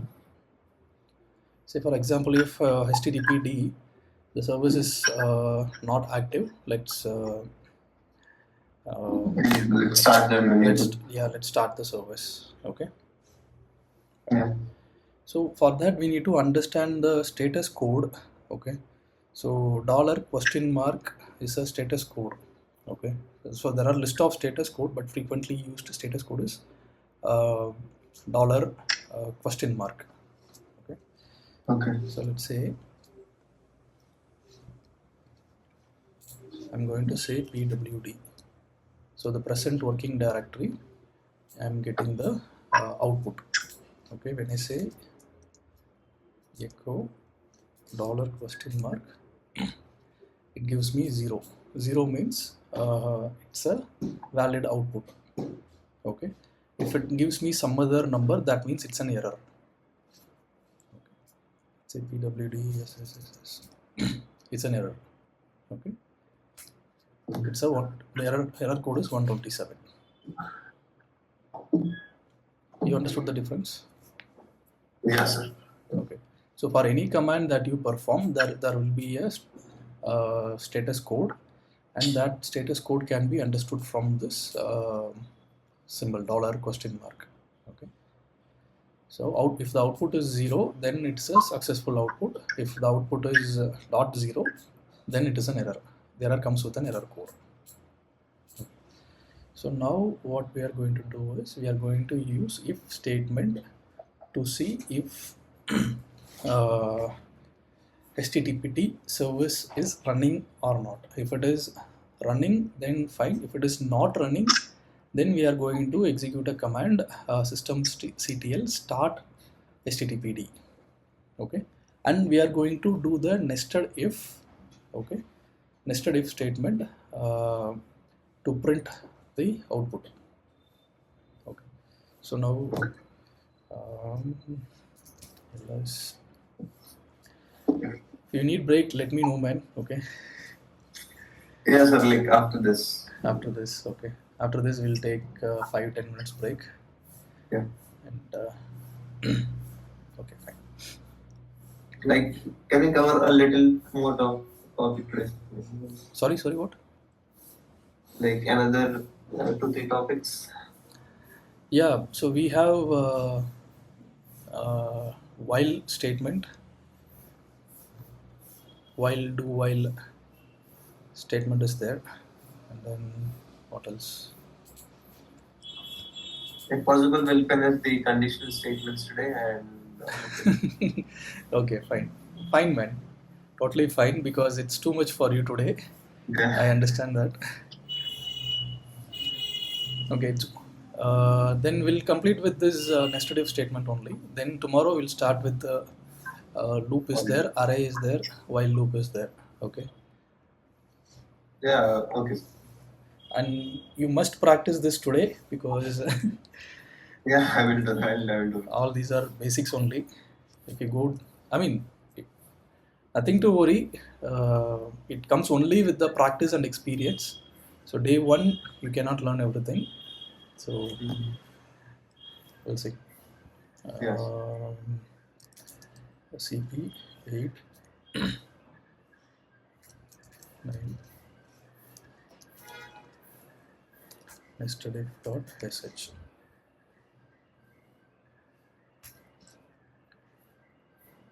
Okay. Now VIM 9 nested if. So now, okay, before that, I'll tell you how this systemctl is up or not. Okay. So when the systemctl is up, then cd, okay, where run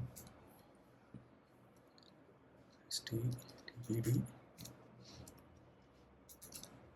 Okay, so there will be a process ID created if the systemctl is running. Okay, Okay. systemctl stop HTTPD.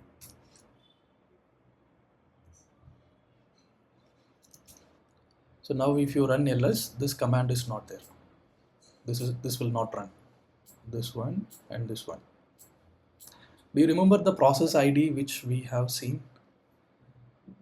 The list of current running process. Yeah. Okay, you brush up on it. Yes, So yeah. so when the service is running HTTPD, so it will have a process ID. So when process ID is there, so that is stored here only. Okay. So now what we are going to do is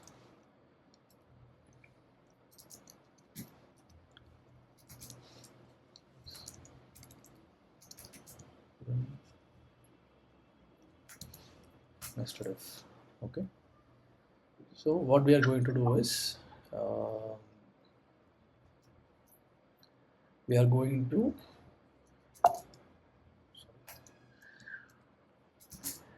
ls and then look for that particular process ID where run httpd slash httpd dot pid. Okay, then we are going to say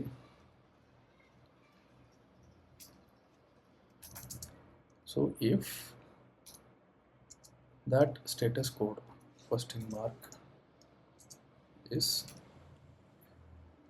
equal to 0,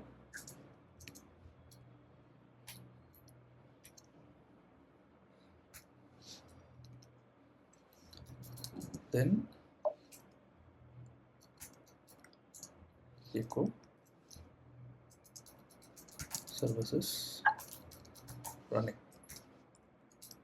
Okay, Yeah. delete all these things. Okay, so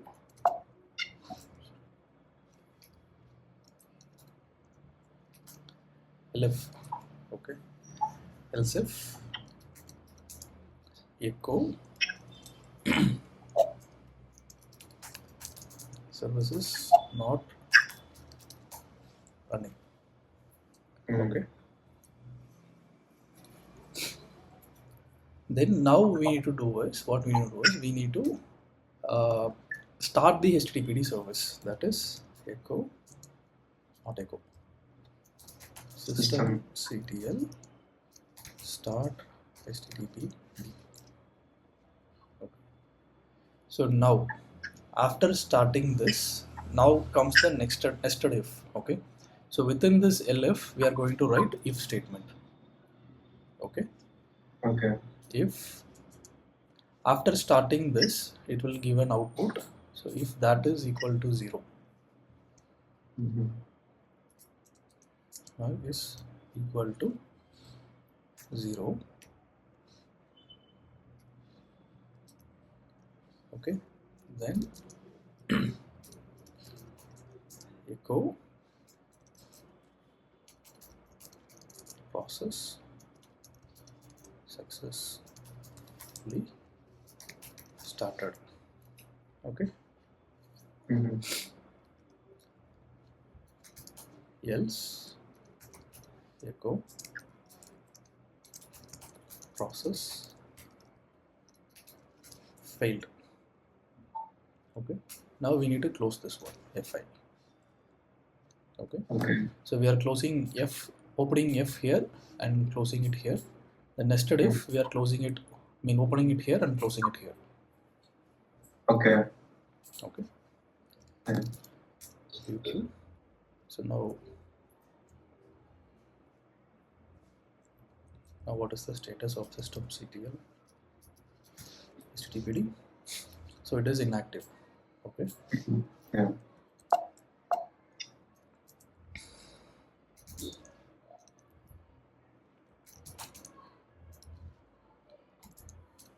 Now we are going to nested if 9th one. Just 9 nested if. Oh. HTTPD. Yeah.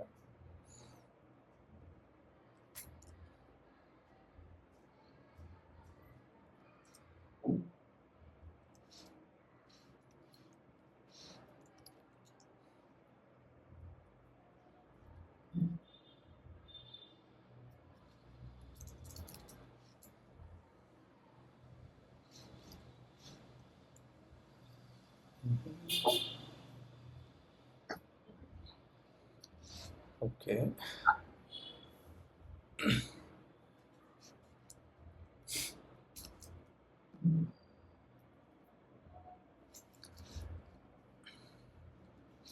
LSHTTPD where run HTTPD PID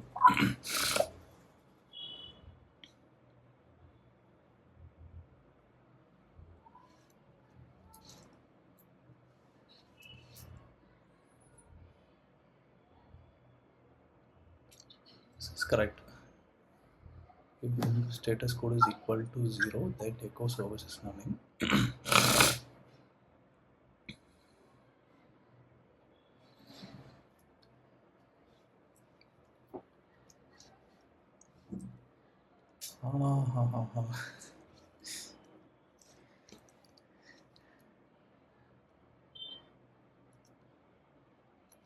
Equal to 0.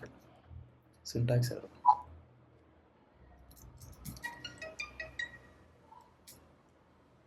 Hey, what is this, man? Unexpected token if I. Okay, nested if sh.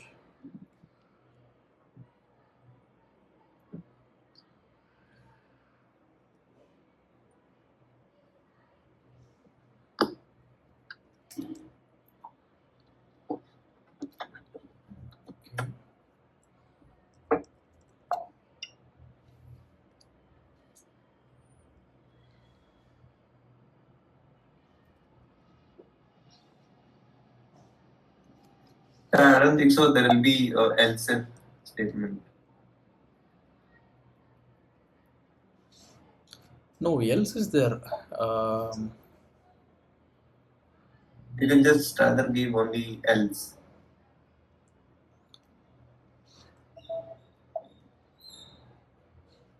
Here. Yeah. Yeah, else if. Okay, fine.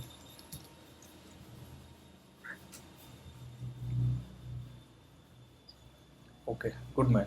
Good catch. I just copied it from the previous one. That's why we should type every time. Service is not running. Now it is going to start the service. It will take some time.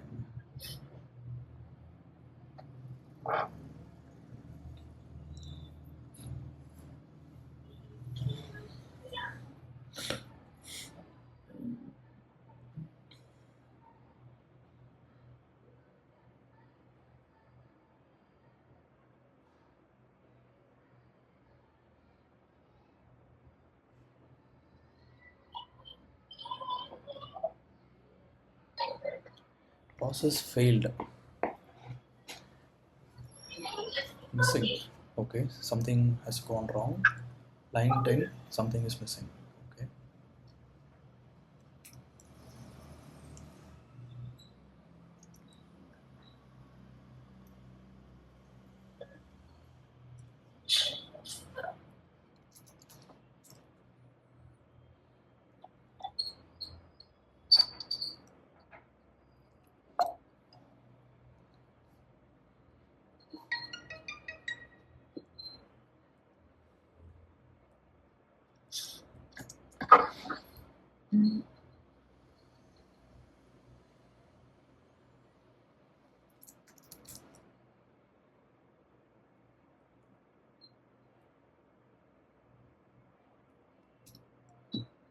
Oh, then service is running now.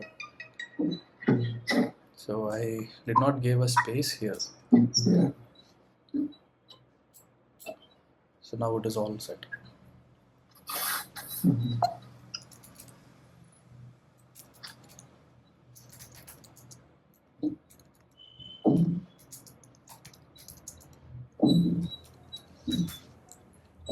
See now this is active.